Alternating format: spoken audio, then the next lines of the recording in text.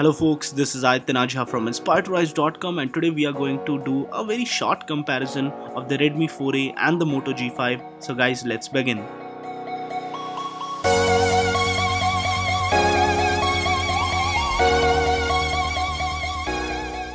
So guys, the first difference is in the size of both of these phones. The Redmi 4A is the smaller phone, but both of them have a 5-inch display. The Redmi 4A has a 5-inch 720p display while the Moto G5 comes with a 1080p display. The Redmi 4A is also considerably lighter. Redmi 4A has the 425 quad-core chipset while the Moto G5 has an octa-core 430 Snapdragon chipset, which is slightly better performing. The Redmi 4A has 2GB while the Moto G5 has 3GB of RAM. Both have 16GB of inbuilt storage, 2800 mAh battery on the Moto G5, while on the Redmi 4A battery is definitely larger at 3120 mAh.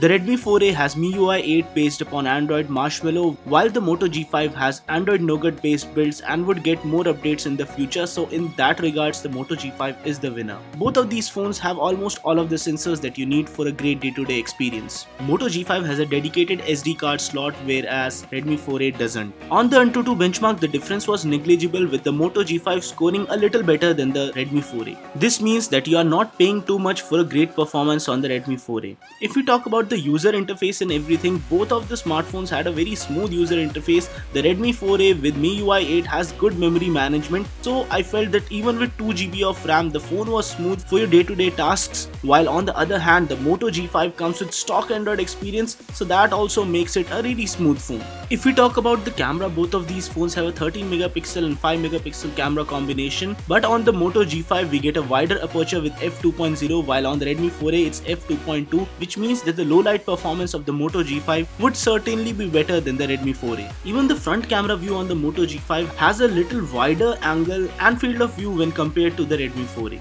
I took some demo pictures, but these samples are not that much conclusive because of the fact that the tint on the Redmi 4A is a little bit towards the cooler side, but still the clarity and color reproduction was certainly better on the Moto G5, and this is also because of the fact that you are paying almost double the price for the Moto G5 when compared to the Redmi 4A, which is a very budget smartphone, really cheap budget smartphone. So when compared in that sort of way, the camera on the Moto G5 is better, but the Redmi 4A camera is also doable. It is also good for your day-to-day pictures. None of these image tests are conclusive because we were not able to test them side by side on a computer screen. When we get both of these smartphones in our hands for a long duration of time, we will compare them in a very detailed sort of way. But as of for now, I feel that the Moto G5 is a smartphone for people who want a great stock Android experience and a good camera, but the Redmi 4A is for people who want good performance and battery life, and it does give you the best of both worlds because of the cheap pricing at around 6,000 rupees. So guys, this was it for this video. In case you like this one, don't forget to smash that thumbs up button